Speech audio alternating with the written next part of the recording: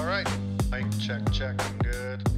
So I'm Max Ceron, Max Ceron, CWB Association Welding Podcast.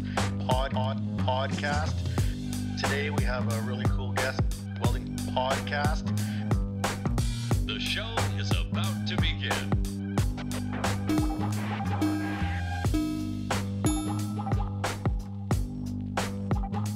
Hello and welcome to another edition of the CWB Association Podcast. My name is Max Ceron, and today we are live here in Chicago doing a crazy experiment with Rae Ripple, who is right now pretty cool. I'm all right. Yeah, lots of things going on. I'm all right, yeah. So when did you get into Chicago? I got in yesterday. And are you at this hotel? Yeah, I'm at this hotel. I'm on the 11th floor. So you just, maybe you shouldn't have told people that. People were like, yeah, like fans outside your window. They're going to be gone. Well, it's 11th floor. If they get up there in the 11th floor, like, dude, like, we need to talk because you're definitely Spider-Man. Yeah, I was going to say, isn't Spider-Man like from Chicago? I don't know. Tom Holland? Well, crushed. There's like 15,000. There's like 15,000 Spider-Mans because they've renditioned that fucking movie. Like I don't know how many times. It's I think on the third iteration, not counting the cartoons. Oh, okay, yeah, maybe. Right. Is he? I think he is. I know he's cute as hell. Is he? Yeah, he is. Oh, Tom Holland's adorable. I know. He's adorable. I don't know if I want to pet him or hug him or squeeze him or take him home. Yeah. Smash or pass, right? Smash or pass. Oh my God, I haven't heard that forever. All right, so Rae, the whole point that we're here, well, in general, is FabTech, right? Yes. So the whole, like, for people that are listening and don't know, FabTech is like North America's, if not one of the world's largest manufacturing conferences. So it's everything from like welding to fabrication, and it covers like education, art, automation, all that stuff. Robots. Yeah, all like all that crazy stuff, and it's all like the newest of the new. So everyone's kind of here showing off. Now, I've been coming to FabTech for a while as an educator, so I do lectures on teaching and how to teach and stuff like that. This is my first time here, like with a booth and like doing the corporate thing. Now, for you, have you been to FabTech before? I went to 2019. That was my first FabTech. So here? Yeah, I was here too, yeah. Yeah, it was wild. It was something like I never really experienced because like where I'm at, it's like so closed off and very tiny. And so this kind of stuff isn't in West Texas. I mean, we're like the heart and soul of the oil and gas industry, of course. So we have like a lot of that, but like none of what you see here. So it was super exciting. So I'm super excited to be back. Well, and that's a really interesting thing that comes up in the education world is how, like, oil and gas. So I live in an oil and gas sector in Canada, right? And oil and gas doesn't, and this is maybe a lie. I mean, I might be about to lie here, but oil and gas doesn't seem to keep up with the technology as much as, say, manufacturing does. Right. And I mean, on one hand, obviously that's not true because there is all this tech going into oil and gas, right? We see it. But on the other side, there's just, people with 60-10. Yep. Ripping roots on their back on the line. And that's exactly how West Texas is. We're old school cowboy oil and gas days. Yeah. That's where we're at. Now, is that where you were like born and bred? That's like, is that your home turf, or like where are you from? Well, it's my home turf now. It's been my home turf for about 12 years. But I'm from the Dallas-Fort Worth area. But I literally have lived all over Texas, like from Dallas-Fort Worth to Odessa, Texas, my whole life. Hey, so you love Texas? Oh yeah, Texas. Repping Texas. I was supposed to be in Texas in July because there was the TIVA convention. It's a teachers thing. And was it in Houston? I think so. And they had a big welding competition. Yep. And they asked me to come down and be a judge. And I really wanted to go, but July was not a good time to go. So I was like, wonder, which one was it? Was it at school? What is it at? It was a whole bunch of schools, and it was at a high school. Yeah. I wonder if that's the one that I went to because I went to it. Huntsville. Was it in Huntsville? I don't know. They even had a poster that they sent me and everything. And they're like, "Can't wait to see you here." And I'm like, "I can't go." Yeah, because I go to all the ones that are out towards down in Houston or whatever, which is pretty cool. Okay.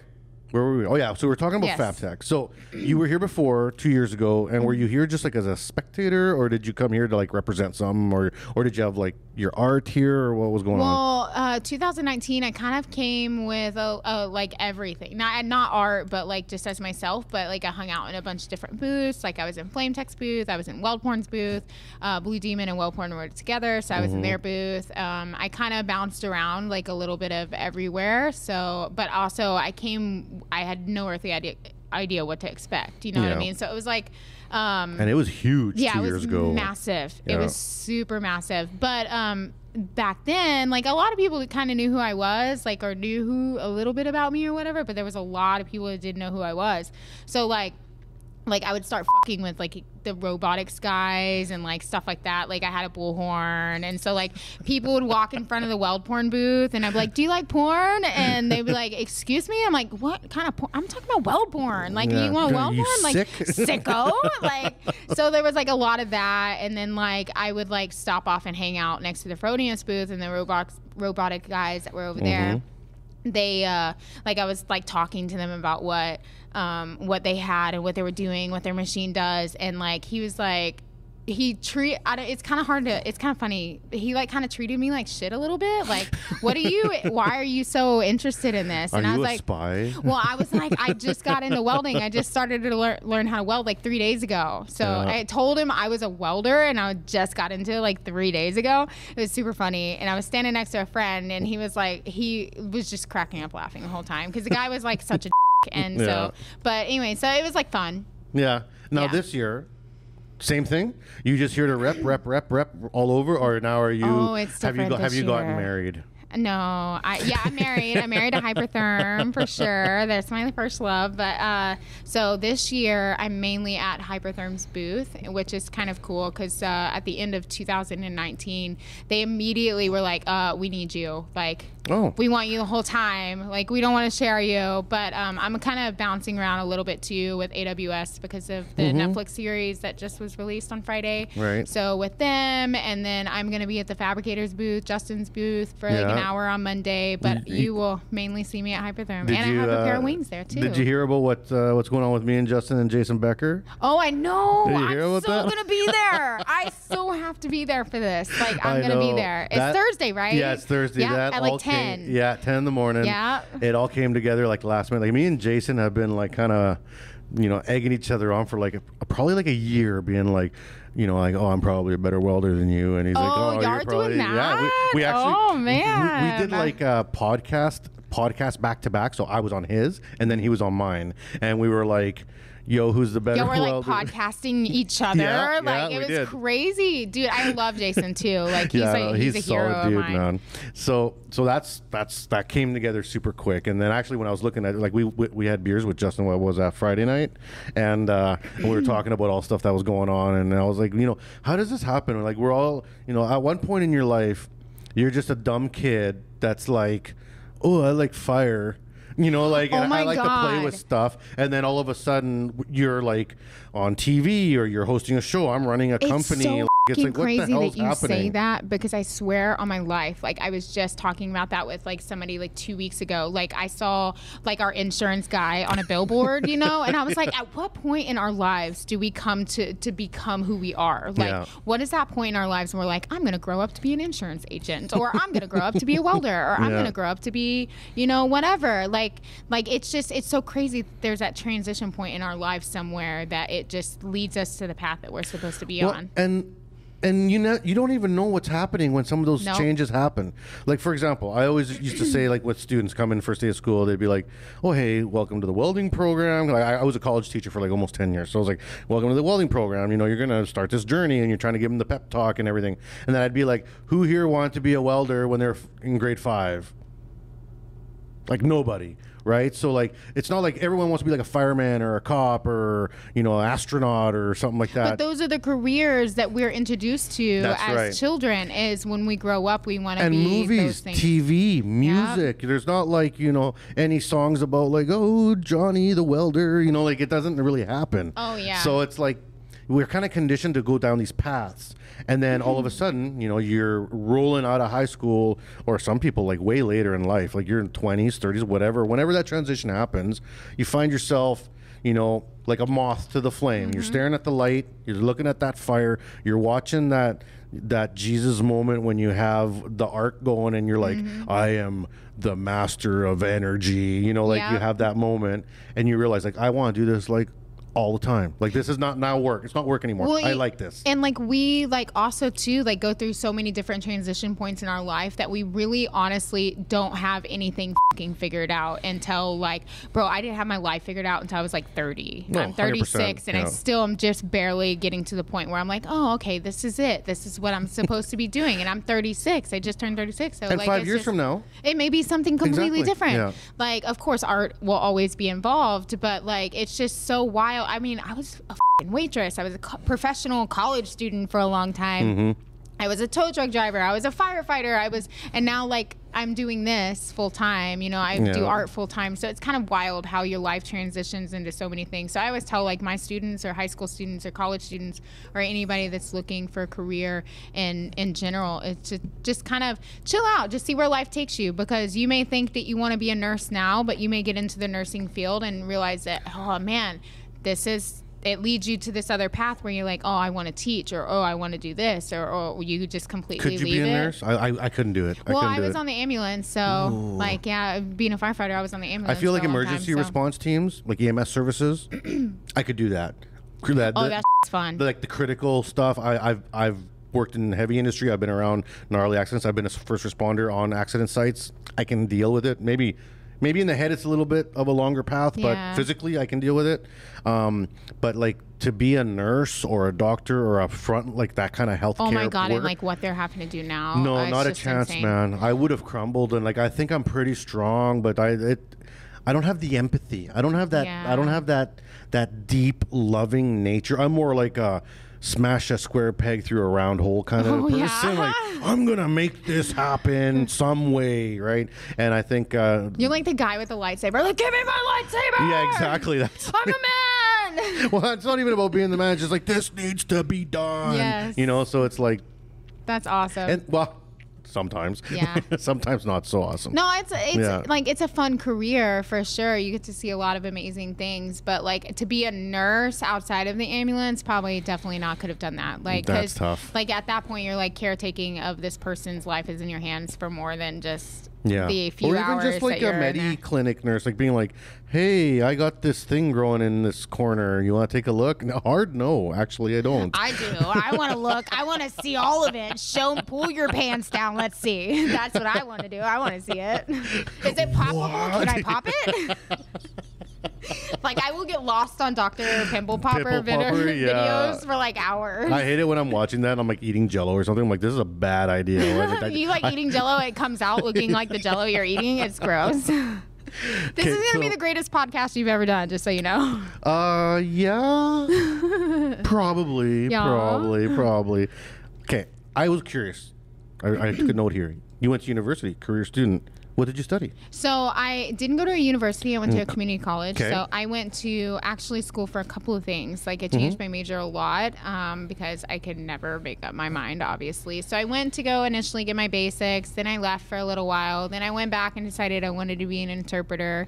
And so I left there. Language interpreter? Yeah, for sign language. I went to a deaf ASL? college. Yeah, I went to a deaf college for a little while. And so I realized that is boring. So I'm not going to do that. And then so like whenever I started getting into welding and fabricating, it was back in the industry when women weren't really that welcome, especially in West Texas. Which is, in all honesty, is still kind of a thing. Oh but, yeah, you know, it's definitely yeah. still a thing. But like back, It's getting better. Yeah, it's getting a lot better. But back then, like women in welding in West Texas and the oil and gas industry was very, very, very unheard of. Like very unheard of. So Yeah. trying to get somebody to teach me how to weld was like pulling teeth literally. And so instead, like I dropped that interpreter major and then decided I was going to go into welding.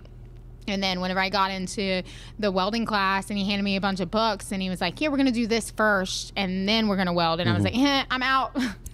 I'm out. Yo, your girl dyslexic. I don't want to read books. I just want to build art. And so I dropped that class and decided to learn everything I learned on YouTube. Well, you know, YouTube welder. you know, there's nothing wrong with that. I actually was at a trade board meeting like 2 years ago where I had like a room full of like the smartest instructors in North America, and I had to be like, check yourself, guys. Like YouTube, You know, like check your ego. Like, I mean, I could probably learn to weld a 6-inch pipe Oh, real good by yeah. myself. Like, Yeah, but you know who actually taught me how to weld and didn't even know it until actually today? The fabricator. Oh, really? Yeah, because he posts so many amazing videos, and there's so much knowledge in every single one of his videos. It's like I just absorb it like a sponge, and he's so easy to comprehend and understand because he puts things in such layman terms for anybody to understand. That is like what truly like helped me get through with like the trial and error of learning how to weld and how to fabricate and how to run the machines. And because I didn't grow up with any of that. Like I grew up with zero welding knowledge, people, never been around it, nothing. Like I only knew about what I knew because I lived in West Texas. That was it. And just the industry around. Basically, yeah. So then let's go back to that moment then, you know, like baby Rae. You got baby Rae rolling around, right? So baby Rae's rolling around and she's coming up in school, and, you know, what did your mom and dad do? Like were they like blue collar or office workers or factory workers? They were crackheads.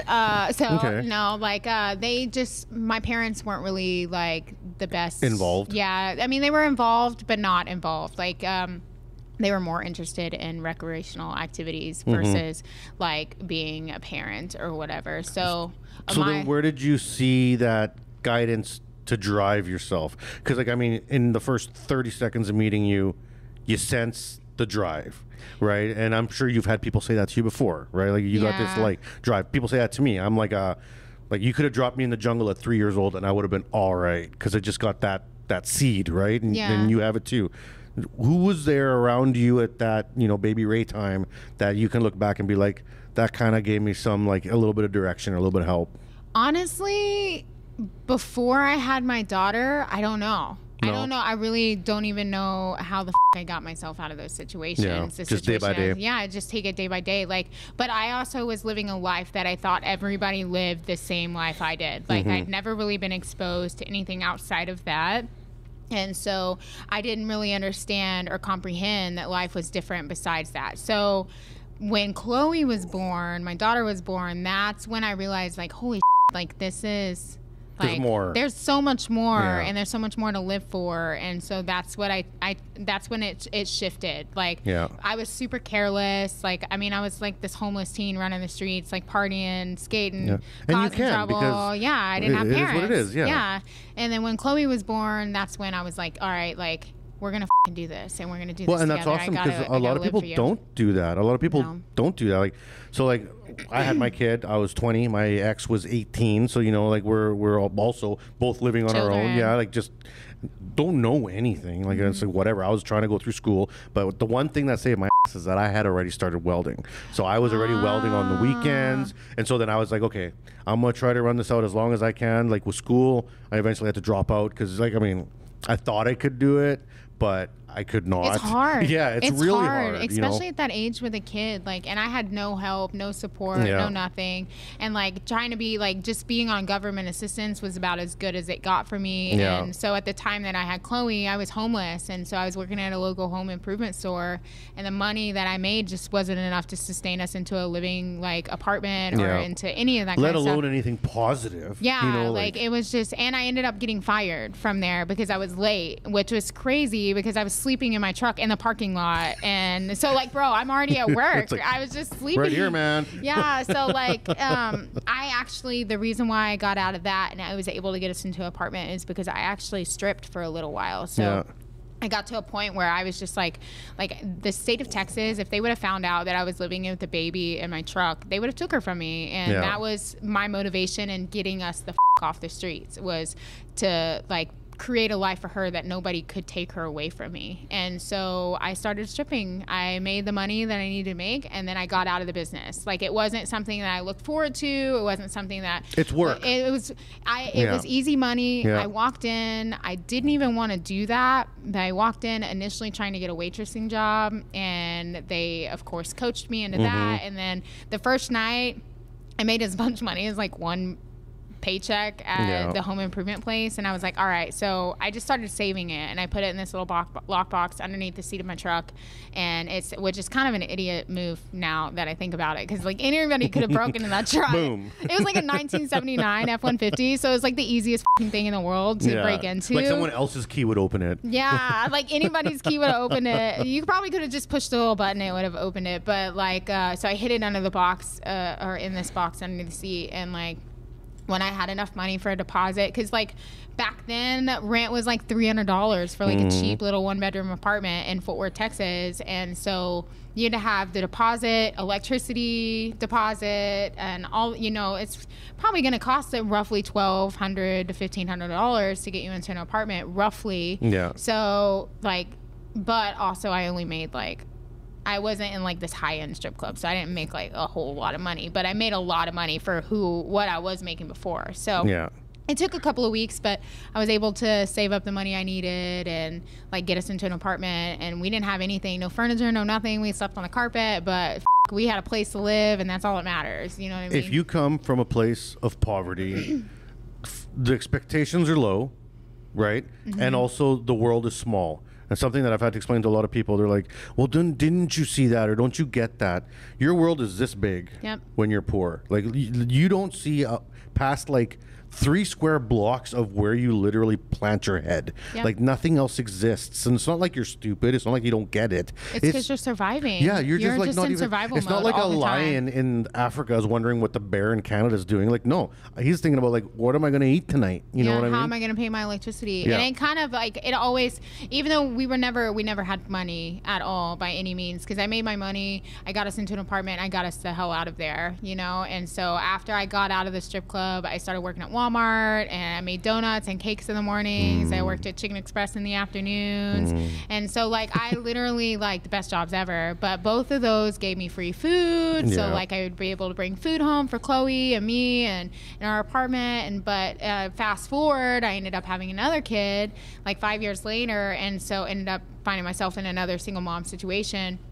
And it was the same thing. Now I'm having to pay daycare for 2 kids, which is like basically a mortgage payment. Yeah, well, the one's in school at least, right? Because it's 5-year break, so at least Chloe there's a was bit in of a break. school, Yeah. but I had to pay for like aftercare. But I still worked 2 or 3 full-time jobs to make ends meet. And even still then, like, you have to like that survival mode. Like, you don't see anything past what's going on in your house or in your world, because you're thinking, holy shit, how am I going to pay my electricity? And then your electricity gets cut off. And then you have to play camping with your kids and make them think, hey, we're going to play camping because we can't really go camping. So we're going to light candles and pretend they're camping for a week until I get paid to pay my electricity bill. You got like the 6 bills that are overdue, and you got enough money to pay half of one. Yeah. You're like, oh, yes. man. Oh my God, dude. That is like the worst feeling in the world. And yeah, like, it is. And you just want to run away, but like, to where? Like, you know, who gets, you can't go nowhere. You ain't got no money.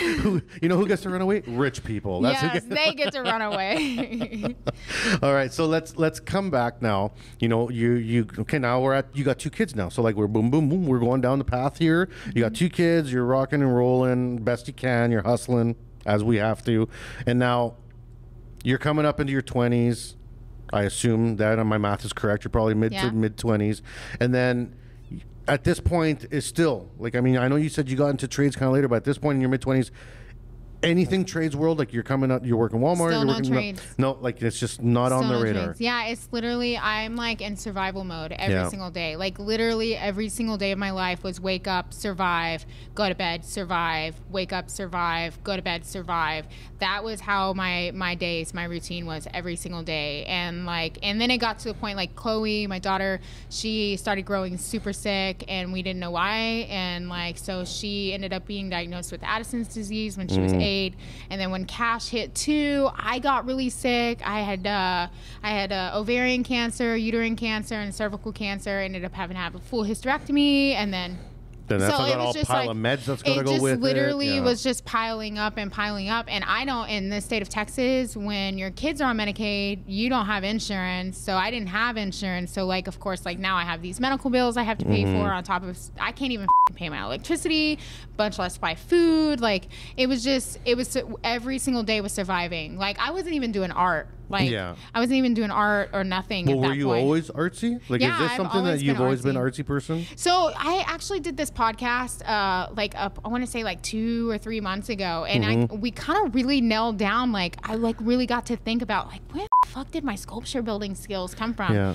And I started thinking about it. Like, I made cakes at Walmart, right? And so whenever I made cakes at Walmart and donuts, which I'm obsessed with donuts. So like whenever I made cakes there, I decided, I was like, you know what? I'm going to try to make them at home. And this was before like Cake Boss was really big and like all that kind of stuff. And so I'd just make these lavish cakes on the weekends to make extra money because I couldn't afford daycare or there's nobody that could watch the kids on the weekends. So I couldn't work weekends. So I had to find another way to make an income on the weekends. So I started making cakes. And so, like... There's good money in that, man. Well, not where I'm at. Not where I'm at. Not where I'm at. Your neighborhood didn't have a big cake draw? I live in a town with like 20, 25,000 people. So, like, people want these lavish cakes that are really $200, $250 cakes that you would sell here for $250. But there, it's like give 50. You 40. Yeah, like, they want Walmart prices for, you know what I mean? So...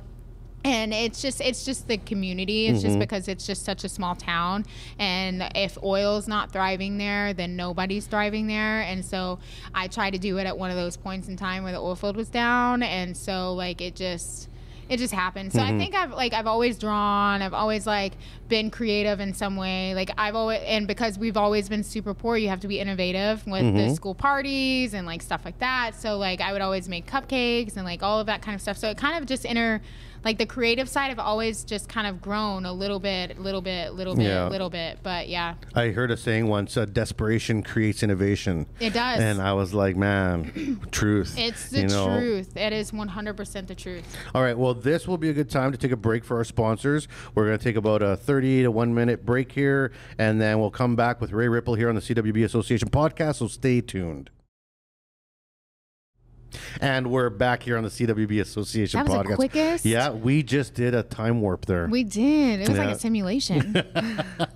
You know, we walk out, it's like tomorrow. Like, it is. It's dark outside. We're like, what is going on? Rubbing our eyes. And everyone's like, you missed FabTech. Where were you? It's been 4 days already. Yes. All right. So now, okay, let's catch the listeners back up. Okay. We know that you are a cake boss, art queen, killing it, and you got 2 kids. One's got Addison. You had ovarian cancer, which I had a friend have to go through a full hysterectomy at 26. I watched that all go down. It's awful. And yeah, it was awful. And then the meds and the hormones, and there's so much aftercare forever, really, right? So I that's where we're at. And then there's a gap there from there to now, obviously. Yeah. So where was the first touch of steel? Where did the first touch of steel happen?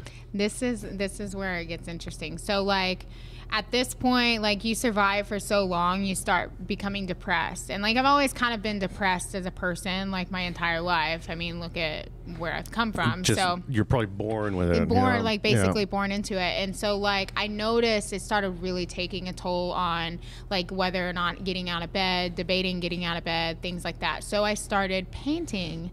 And so I'd put the kids in bed and I would go into my garage and I had a rug on the floor and I would just sit on the floor and I would just paint like stupid watercolor, stuff. Like oil, anything like anything that was cheap that I could buy at Walmart is what I painted with basically. Yeah. And so I would just sit there and I would paint. And then like one day I got a hankering to make a set of wings out of wood. And I found that right on the outside of my house, like down the alley, somebody had tore down one of their fences. And so they left all this wood outside. And so I went and scooped a whole bunch of it up and ended up making these wings out of wood. I literally don't know what happened to them. I think they might throw them away. I don't know. What if they flew away? Maybe. So that, and so like it just kind of was doing creative stuff because I wasn't doing cakes anymore at that point. And so I was just kind of waiting until the kids went to bed, and that's kind of whenever I would sit and like your free time, think about life and like what I'm doing, my next move, and paint. Well, I like gave them away, and somebody was like, you could probably sell these. And so I would sell them on Trading Post, which it's now a Facebook Marketplace, but I would sell them on Trading Post, like these little paintings for like $10, whatever. And then somebody brought me a piece of sheet metal off their barn. It was like, hey, can you paint this tree that's on our property. Can you paint that on this tin? I want to hang it in my whatever. And I was like, sure.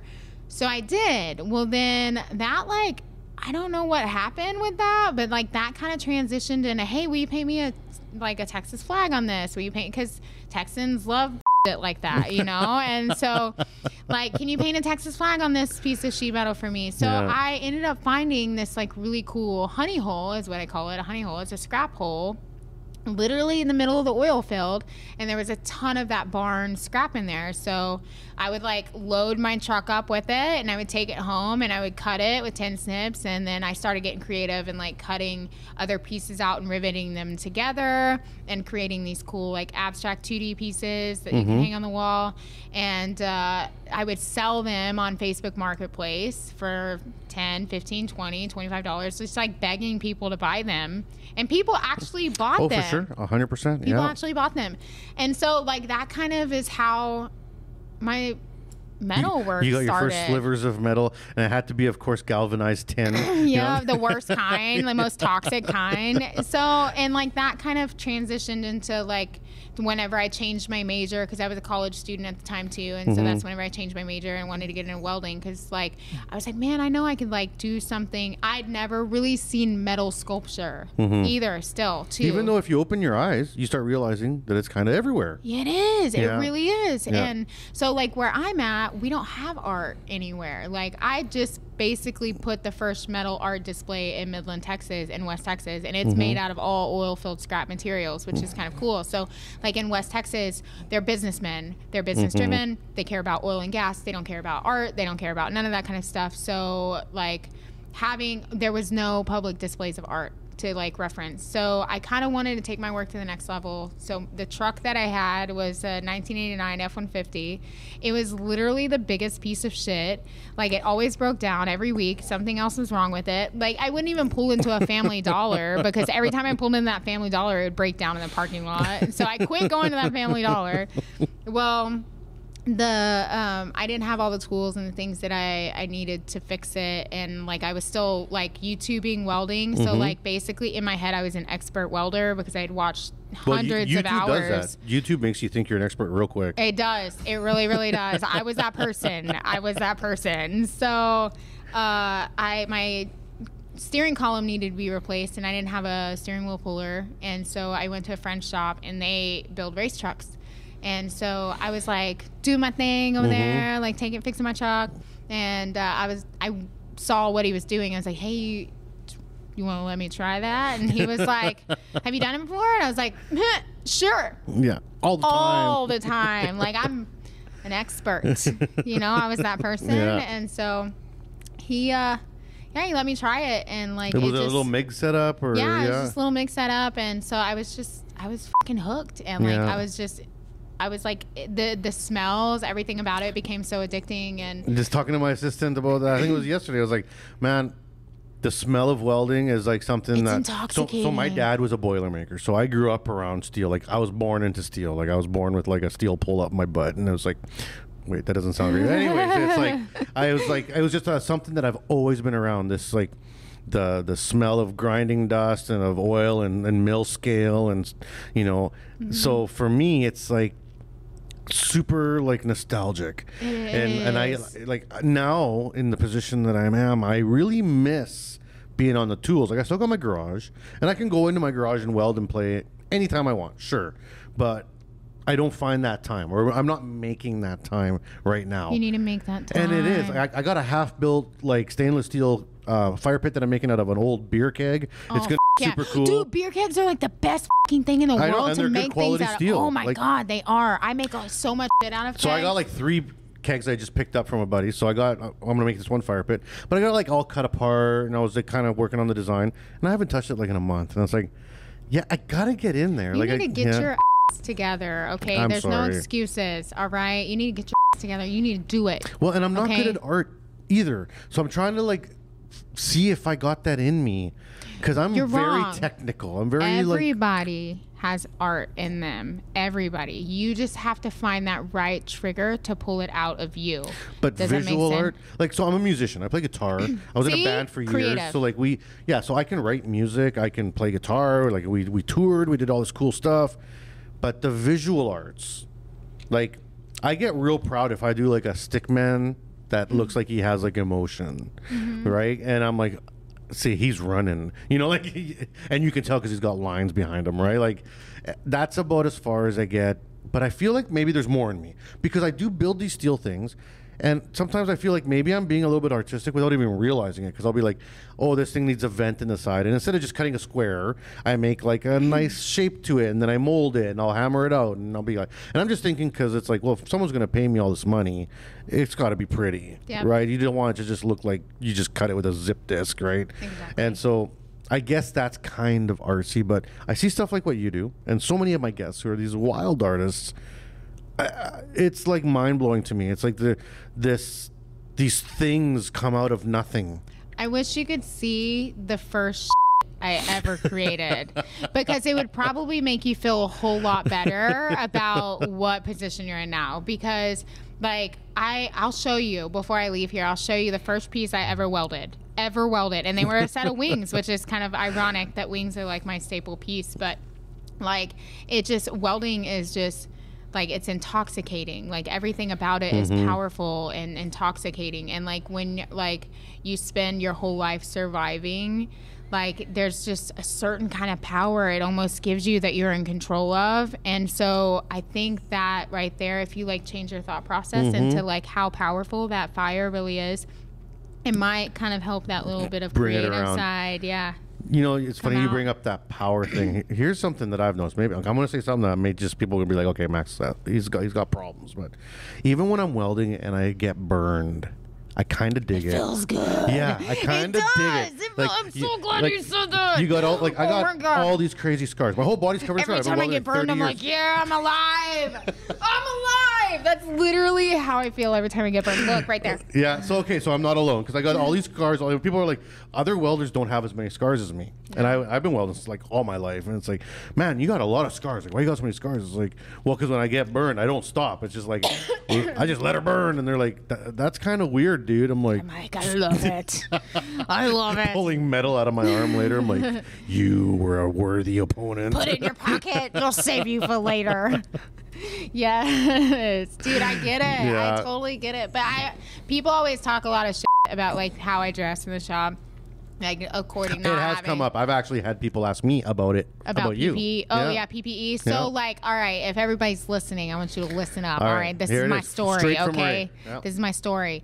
I don't care about the boots. All right. Also, I don't care. It's my shop, and it's 115 degrees in the state of Texas. So no, I'm And just for kidding. Canadian people, that's like got to be 40-something degrees Celsius. Yes. Yeah. So, no, on the real though, like I've noticed that whenever I wear boots, that shit tends to find more spaces to hide and get into my boot and like, you know, burn the shit out of me, versus if I wear a pair of Vans, it just rolls right off. Like, if that makes sense. Okay, I see what you're saying. So like, instead of it getting caught in my boot, it like rolls right off. Or like, yeah, I actually wear welding jackets religiously in the shop because I do not want to get burned. I do not like the UV burn. It's not That's fun. not the fun burn. No, yeah. that's not the fun burn. So I do wear jackets a lot. That's why I wear a lot of overalls, because I can do stuff without having to wear the welding jacket and I'm an still be overalls guy, too. cool. Yeah. And then whenever I get ready to weld, I can just throw my jacket on and then take it off whenever I'm done. So that's why it always looks like I don't have welding protection on. But also,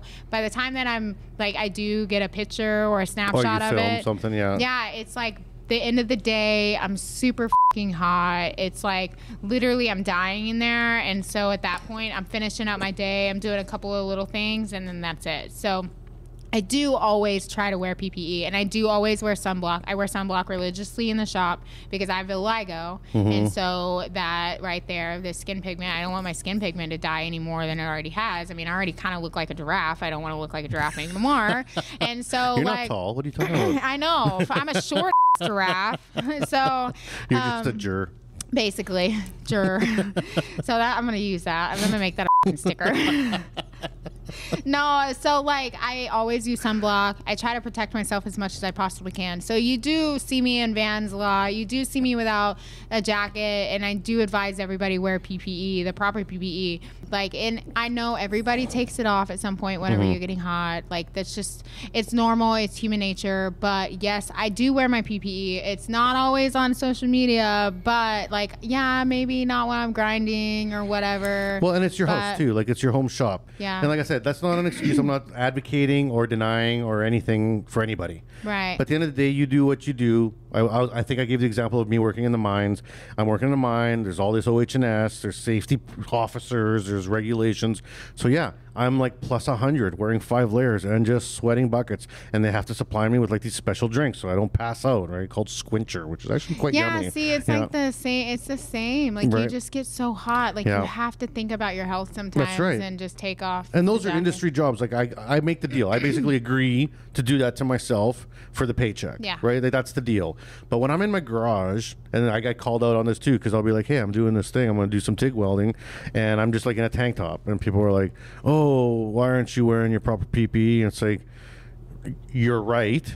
You are. I'm not going to say you're wrong. I'm not going to be that guy being like, it doesn't affect me. It does. I've made a conscious choice, though, to do this in my garage. And I'm welding some really thin stainless at like 20 amps. So like there's probably more light comes off a lighter, but whatever. But also we're adults and we can make our own decisions and we know right from wrong. And at the end of the day, that's really all that matters. So like I do everything I possibly can to set a good example for people to be who they want to be, love themselves, and enjoy their crafts, and be happy and healthy and positive and all of those things. But also too, like, it's my home shop. Like, this is not like in an industrial like setting. Like, yeah, I do run it as a business, but I have 0 employees. Like, it's literally just me, my friends, whenever I give them beer to come over and help me with different things. Like, I literally am like a one-woman show. I do it all by myself. So like it gets hot. It gets aggressive in there. So like you have to sometimes take that off.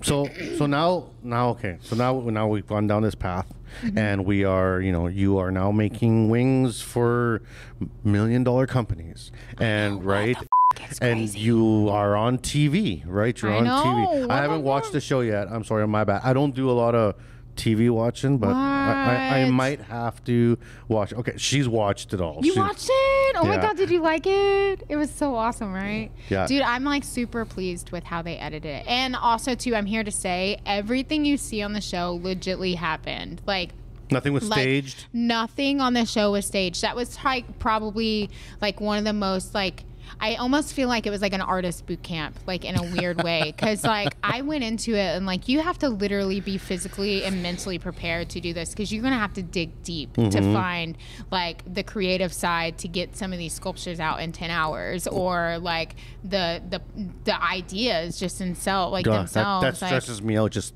thinking about that. It's just, but everything you see legitly happened. And Stephanie and David are great, man. Like they really truly helped. So how did that happen? Like, how did they reach out to you? Were you just like sitting at home, chilling, ring, hey, it's Netflix? Like, or was it like a production company? They put it together, then they sell it? Like, how does that work? I don't even know how that works. Well, like, they sent me emails, and I thought they were spam.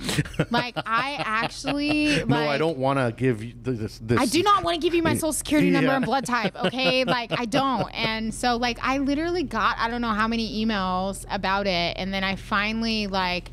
I was like, man, they're fucking persistent little guys, aren't they? And like little scammers. And so I decided to email back, okay, yeah, I would like more information. And I was like, holy shit, this is real. Holy shit, this is real. Everybody stop, don't move. This is real. And so like, that's kind of how it happened. But it also, they contacted me before the pandemic.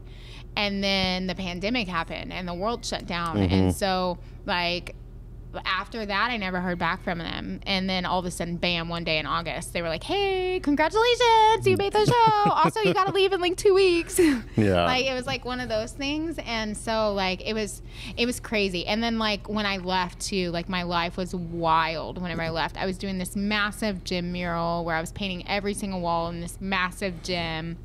And then, like, right in between that, like, I was leaving for vacation with my family, which I had already planned all year, already paid for everything. Couldn't leave. Like, I couldn't just be like, all right, guys, I can't go on vacation, you know? So I had to do the vacation with my family. And I worked so much. Like, I definitely didn't want to miss that, you know? Because they already sacrificed a lot of time without me just because of my career. And so it's important to do that. Well... If you haven't watched it, but I'm gonna spoil the first episode for you. Like Stephanie and David made me take my sculpture apart because I may or may not have skimmed the rules, not read all of them. So we're like, I'm just putting that out there right now. Like I was super busy and like I was like in the middle of this gym mural, and then now I have to tell my client and my family, and we were leaving for vacation too. So now I have to tell my client, hey, look, like I know this sounds crazy. Okay, I'm going to tell you something. I may or may not be like going to LA to film a TV show for Netflix. Like, and I know this sounds like a lie, but I need to take some time off to like go build this sculpture. And like, of course, like they were great. I loved both of them tremendously, and they worked with me very well on that. But so like I actually built what you see on the show in basically 2.5 days of like, I was up at like 5 a.m. Like I drank my coffee out there with like in my pajamas, like working on it. And I would work on it till like probably 2 or 3 in the morning. And then I would sleep for 2 hours and do it again. I did that for like 2 or 3 days. And then I was done. And then the freight company came to pick it up. So like I literally had to like... hammer it out. Yeah. I had to hammer it out. So when they sent me the rules, and then you skimmed. Yeah, so I got the rules and I read them, but I like read them, you know, and like, but I was like, my brain was like, all right, like just key points. Key points. Okay, there's none of this, none of this, none of this, and like I thought whenever it said don't weld it together meant like, hey, we need you to weld it on the show. You know what I mean? And so like I'm also kind of an idiot, so that could have easily just went over my head just because I'm an idiot. And so that's kind of like what happened. And so whenever I got to the show, they had said something. I'm gonna tell everybody this. So this will come out later, so people probably saw it by then. Yeah. I'm gonna tell everybody this because nobody knows this at all. But like secretly, like when we got to the show and we got to the holding room, somebody said something about not having pieces welded together, and I immediately was like, what the f***? My entire box is welded together. And so like I immediately started to have a heart attack in the holding room. I held my composure very well. Nobody knew. Just like sweating. I literally was, because I was like, man, I'm definitely either they're not going to let me on the show at all, or I'm going to go home the first round or whatever. And so after I started pulling it out, and then they immediately told me, hey, you're gonna have to take this apart, or you're gonna have to build something else. And then so I took the whole thing apart and put it all back together in 10 hours. So that sculpture itself is a grueling sculpture. So like it was, I can't even believe I did it. Yeah, like, that sounds awesome. I like wanted to cry. So like it was one of those moments when they're like, hey, you have to take it apart, and I'm like, my hood's up, and I'm like, oh yeah, okay, cool, and put head down. Nobody could see me crying underneath my hood. Like I was just like a total mess the first episode, and they didn't even show that, which is great. No big deal. I just gotta go outside for 2 to 3 hours. I gotta go to the bathroom. I gotta take a number 2. I'll be in there for a while, you know, like that kind of thing. So it was wild. You're lucky, like you didn't get like punted. Like what if it was like you broke the rules? Get out. Oh yeah. Well, see, and I think it wasn't necessarily that I broke the rules. I think honestly, I don't know. Honestly, I don't even know how it happened. Like I really didn't even expect to make it past the first episode. So you made it past the first episode. Good to know. Yeah. Spoiler. So I honestly didn't even think that I would make it past the first episode. Like I had high hopes of doing good, but I also like I tend to have I'm like my worst critic.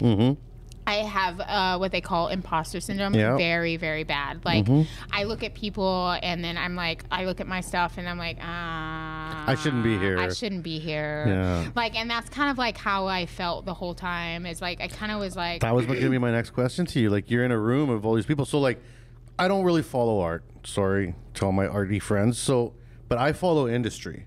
So I find myself in rooms where I'm with like all the heavy hitters in the industry that I've looked up to for years. It's fucking intimidating. And, you know, they're all talking to me like I'm just like a bro.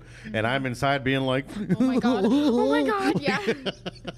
So as a person who also, and I think honestly, anybody who starts climbing the ladder in whatever field you're in, you're going to have moments of imposter syndrome where you're just like, I'm weighing out of my depths, but you know, you don't know how good you can swim until you can't touch the bottom, right? Exactly. That's what they say. Exactly. So when you're in this room and you're surrounded by people that are just like super fucking talented right? people. How much did that elevate you without you even really realizing it? Oh, it didn't. Like, I like felt this big. Yeah. Like I literally felt so small. Like, and when you got compared on to the them. tools, did you feel like, okay, No, I the whole didn't. time, The no? entire time, like I literally, I would literally call my family after every day and be like, well, we all get ready. I'm coming home tomorrow. Like every single day, I was like, I didn't even pack enough clothes because like I literally did not have any expectations of staying. Like that's how f***ed up in my head I was about this whole situation. I literally had zero expectations of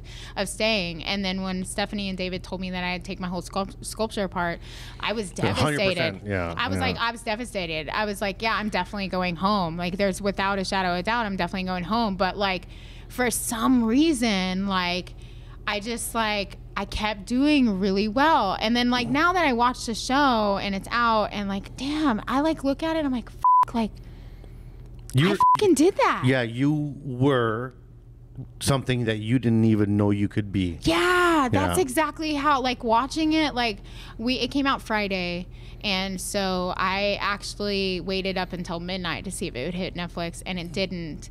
And so when I woke up, it was like I kept waking up off and on all night, and I think it was like 6 a.m. I had Finally to go popped pee, up, and so I went to the restroom. I was like sitting on the toilet, like peeing, watching the first episode, and like I sat there for the whole episode on the toilet. Your I legs didn't are even totally move. asleep. Yeah, they were like my feet were asleep, everything was asleep, and so I sat there and watched the whole episode, and like I just kind of like I cried literally all day long. Like it was just like this is my life. Like like I did that. Like I for once, the one and only time that I like actually sat down and like I'm fucking proud of myself. Like Good. Yeah. after you got to do that. Yeah, and I've never ever done that in my entire life. Like I said, I went into the show with zero expectations of even making it far, making it to anything, much less the semifinals, and like it hit me like, wait a second, maybe I do kind of have a little bit of talent, like, you know, those kinds of things. It's so weird how your brain just works. And so I've always like felt like that. And I think it has to do with my past or whatever. Trauma, right? And like, you know, you tend to grenade yourself. Even like you start doing well in life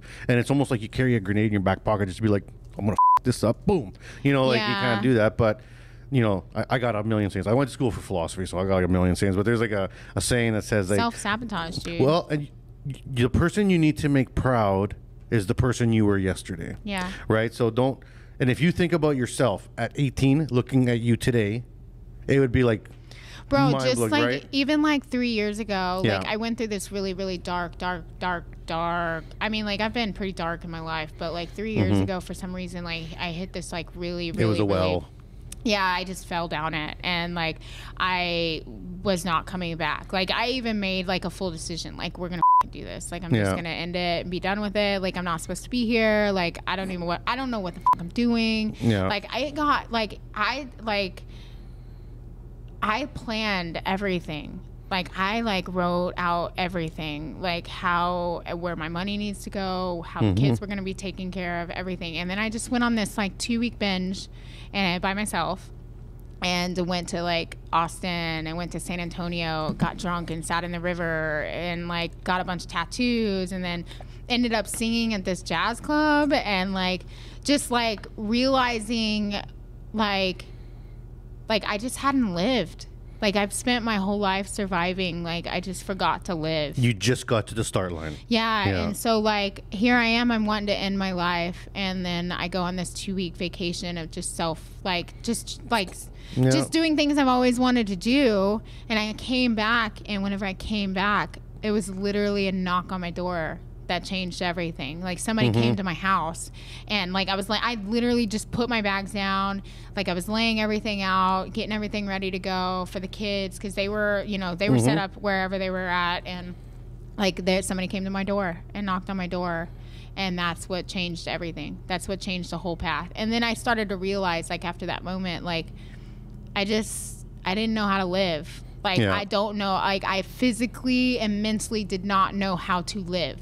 Like, just live life. And that's where the dark was coming from, was that I spent so much time doing that. Like, just surviving, you know? I don't know if that makes sense. It makes 100% sense because, like, It's like you want to, like say you want to be an Olympic runner and you want to sprint and you're getting timed, like your fastest 100 yards, you're that guy, right? But you don't have runners, you didn't pack your shorts, so you can't even get to the start line. You spend your whole life just like trying to find the pieces that you need to even just show up.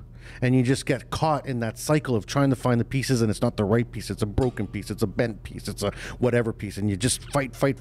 Then finally, when the pieces start coming together, you get to the line, but now you actually got to run the race. Yeah. Which is a whole nother freaking game. Yep. And that game's actually a lot scarier in a lot of ways because survival has no end game. It doesn't. Survival is just like, yay, I did it. I'm still here.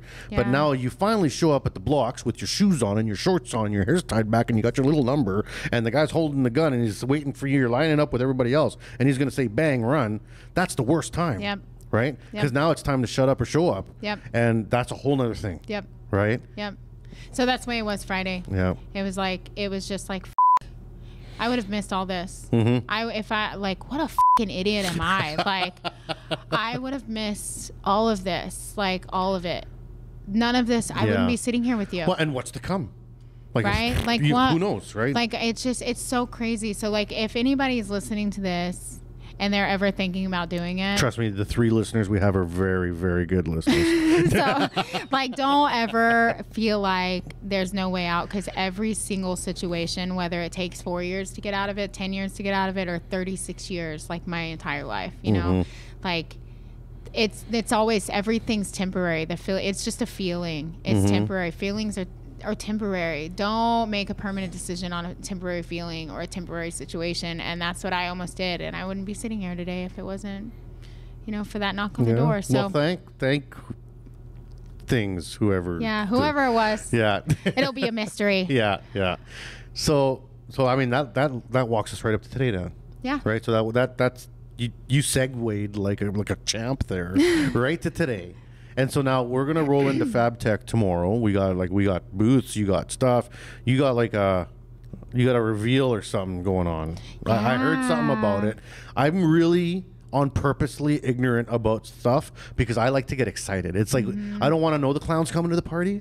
I want to see the clown come in the door completely unknown, right? Oh, so I've been like hearing about stuff happening at Fab Tech. I'm like, I don't want to know. So you tomorrow have like all sorts of stuff going on. I think and so I have a big unveiling of the sculpture that I made for Hypertherm, so that's going to be unveiled tomorrow. But also, I think we're allowed. When is this coming out? It'll be after Fab Tech. Oh, okay, so we can talk about the sink, right? So Hypertherm came out with this new machine. Oh my god, dude, this thing is fucking wicked. Like, it is wicked. And so like I built an entire sculpture that's hanging on the wall and at the Hypertherm booth with this new machine. Okay. Well, I mean, like obviously I had to weld, so like shout out to Lincoln for that, but like I had to weld and like fabricate on it and stuff. But like I cut this entire thing with the new sink that's out, or it's gonna be released tomorrow. And dude, man, all the consumables are in one cup, like no more separate consumables. The expanded metal setting is fucking incredible. And I'm not going to be able to be there for the unveiling. Dude, she's going to be there. Daniela's going to be there. I'm not going to be fucking slag, bro. I have to do my presentation at the exact same time. You know what? There's no slag. Like not even like a Milska, not even like a rough edge. No, I cut that entire thing. Like freehand plasma cutting is my meat and potatoes, right?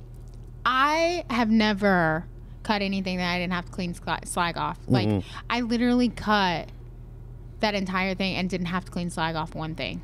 And can you weld right over is it like a weldable edge, or you still got to prep It's it? a weldable edge. Really? But also, I'm going to have to see this. I got to see to believe it. I am a scrap metal artist, so I burn through a lot of that paint and rust and like that. So you're like, kind of like whatever. Yeah, like I also like crank that heat up. We're just going to melt that right in there. You know what I mean? Then you should check out the Rock Mountain booth when you're there. They make products meant to go through paint and rust. Pretty cool stuff. Really? Okay, I'm going to have to check that out. They're out of California. They're pretty cool. Little company.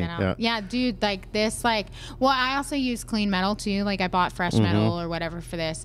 So like some of it on there is scrap. Like part of the wings have pieces of fire extinguisher on it and like other things too. So there is some scrap in there. And there's also clean metal in there. But like, dude, cutting there is like no slag though. So to me as a scrap metal artist, yes, it is a weldable edge at that point. So your life now, because I think we're getting told that it's time to wrap it up. I think we got like the whip there. So we hit 1 hour. Damn. Yeah, no, when it's fun, it's fun, right? So going forward now, is this the stick that you want to run with? Like you see yourself, 55 years old with your white bun on the top of your head, making art? Is this like a life thing? Are you thinking maybe an art school? Because I know all my artist friends is like, I want to start an art school someday. So I always hear that from artists. Is that something that ever like? What are the angles you're kind of thinking for hustles? Well, actually, I do teach now. Okay. I do. But it's a free class and it's aimed towards girls of sexual violence, mainly teenagers. As a victim of sexual violence, it's kind of a cloud that hangs over you, and it kind of overpowers you a lot of most every day, really. Like there could be a certain trigger that just triggers it. You know what I mean? So it's just something that hangs over you all the time. And being a product of my environment of having a kid at such a young age, and then being a stripper, and then trying to survive, and being on government assistance, and all of those things, like I was a product of my environment. And so like I want to teach these girls, you don't have to turn to OnlyFans, you don't have to turn to strip clubs, you don't have to turn to any of that kind of stuff to be like successful and find your worth. And find your worth, because that's what we do when we become products of our environment. Is like we tend to rely on our sexuality or sexual stuff, like and trying to find where we fit in, our worth or whatever, our value. Basically let society objectify you like it wants to. Yeah. Which is disgusting, right? Right, exactly. Or you try to find your worth in a man. No offense to men, but you try to find your worth in a man, and then that's where you find yourself in an abusive relationship and things like that. So, dude, if we could get these women in here, and it's not just teaching them how to weld or fabricate. You don't get any certifications. Obviously, I'm not the one to be teaching any kind of welding or fabricating for certs, but like these women just getting to play with the fire, back just to being that confidence. It's powerful. Yeah, there's something super powerful about the fire and the spark and the burning and all of the things that are incorporated with welding and fabricating that makes you feel confident. And so basically it's a confidence building course. But we don't just do welding and fabricating. I also teach them how to change a tire, how to like do basic skills, house maintenance, like that whenever something happens and if their tire blows out on the side of the road and men pull up to be like, oh my God, you need help? No, I got it. Watch me. You know what I mean? Those kind of things. Like, so I do kind of teach a class for that. And with COVID and everything else, it's been kind of on the slower side, but it's there. It's there. Yeah. It's there, and it's there for anybody that needs it. And so that I would love for something like that to go bigger. I feel like we do need more of that. I know there's a lot of programs for women, like Women in Welding is a great program for women to learn the trade so they can go make money with it or whatever. So there's so many amazing programs out there for women to learn how to weld, but also like this is like I want it to be bigger. Like it would be super awesome if we could get like a kids, full support program. Yeah, could you imagine like these kids that are stuck in foster care and these kids that are just like stuck in like runaways, people that are in women's and children's shelters, giving them the opportunity to take a free class to like weld and fabricate. Like I was just talking to a group up in Edmonton in Canada. These two women are doing this awesome. They're called the Red Bench, theredbench.ca. Shout out to them. They're doing awesome stuff. And they're like creating a safe environment for women to go learn not just welding, but all sorts of trades. They finally got their first shop through funding. So now they're going to start running programs through them. I was talking to them and they're like, like, what are the things that we could do? And it's like, man, like, what about like daycare services. Like every single program that's offered to women should have A daycare program attached to it, because that sometimes can be like the most interfering obstacle. It's just like, okay, I want to do this. Okay, I got some time, but what do I do with my kids? Most of us are single moms too, and we're doing it by ourselves. Yeah. And so like, or make programs that are adaptable for kids to come, you know, to the facility. Yeah, like and government programs will be like, oh yeah, well, we'll give you some money. Okay, so money aside, I need the daycare. It's not easy to just find a daycare. Yeah. So like there should be almost like an attached service to all these programs. So we were talking about that. It's like, how do you make that roll? And like, I mean, now I'm in a position where I work for like one of the world's like largest not-for-profits, where my job is to help membership and programs. So it's like I talk to people like you, the Red Bench, all these people, and be like, okay, well let's look at demographics that, you know, we can help more, and then let's look at how they've been helped in the past, and let's not do that.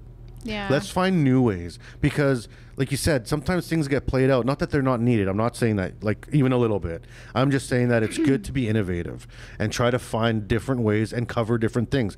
I come from a different background than a lot of people in my world. It's very much kind of an old boys club in the world I'm in now, and I'm like that kid that came from a way different world than these people. So I bring a different perspective. I'm thinking about, you know, like for me, a big thing is like, well, how do we help immigrants? You know, because like I was an immigrant, we came, you know, lots of immigrants come to Canada, they'll have welded 30 years in their home country, and they have no certs.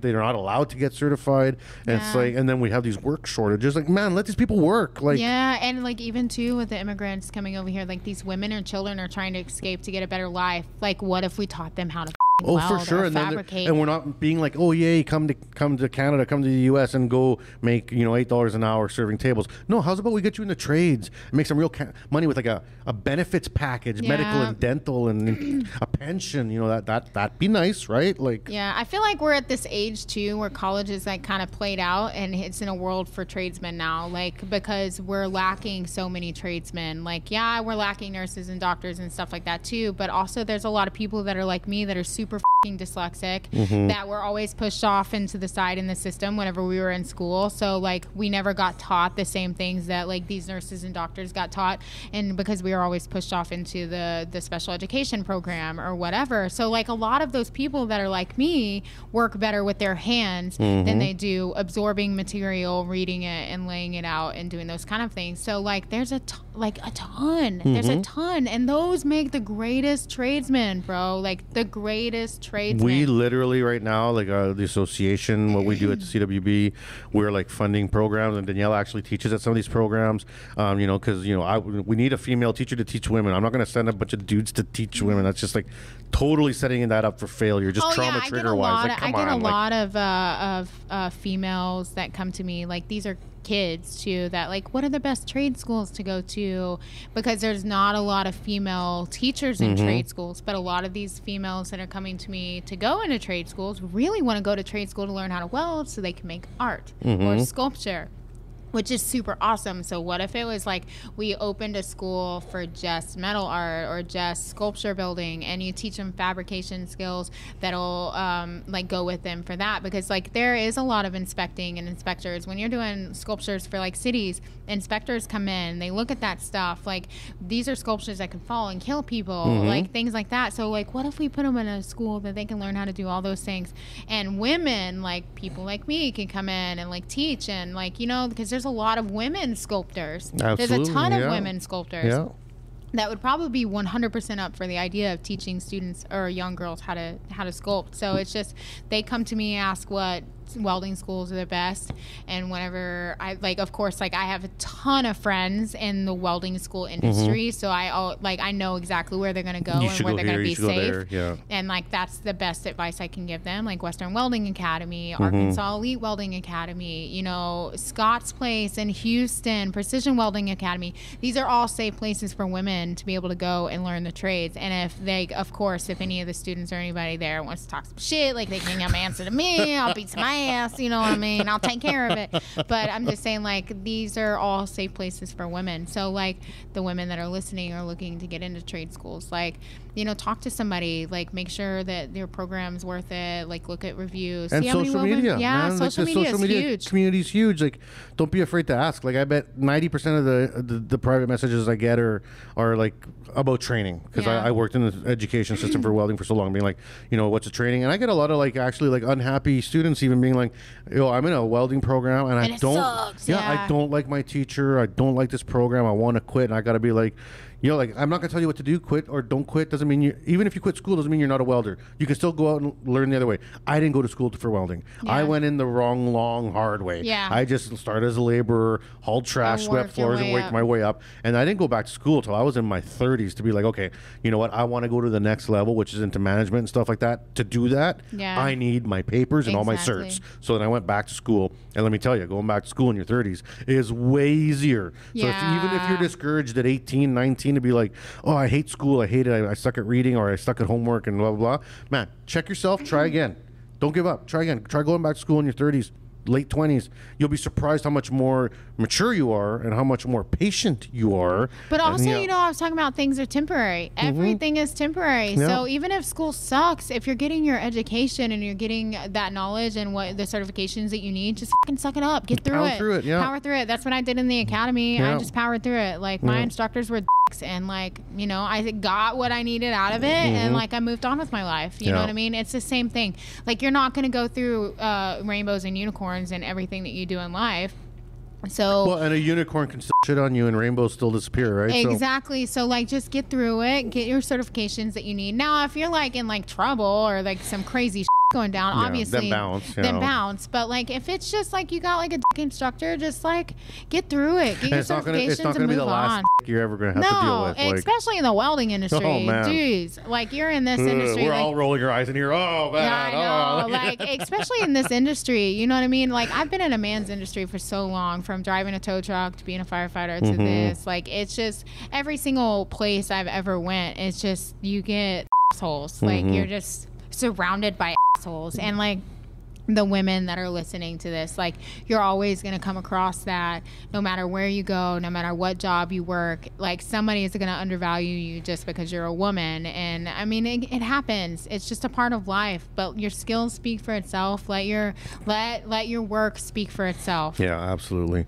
All right, well, I think we're gonna have to wrap this up, Rae. I feel like you and I can just talk for forever. Yeah, like for forever.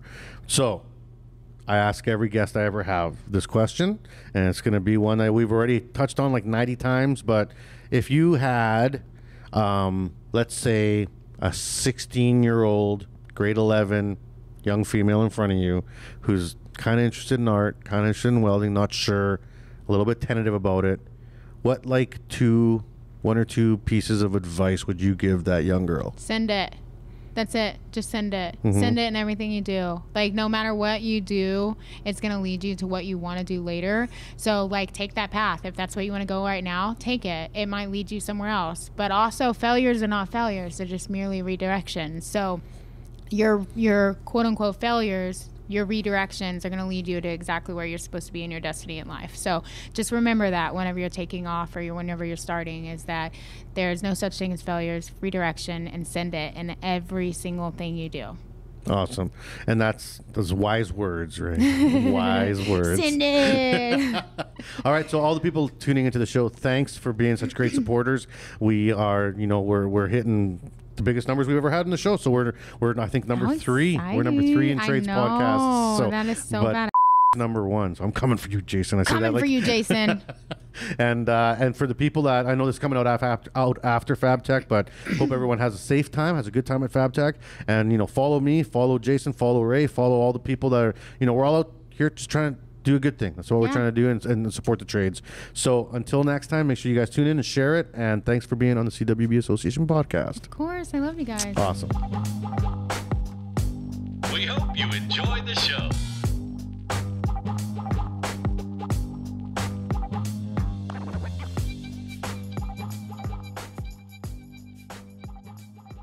You've been listening to the CWB Association Welding Podcast with Max Ceron. If you enjoyed what you heard today, rate our podcast and visit us at CWBAssociation.org to learn more. Feel free to contact us if you have any questions or suggestions on what you'd like to learn about in the future. Produced by the CWB Group and presented by Max Ceron. This podcast serves to educate and connect the welding community. Please subscribe, and thank you for listening.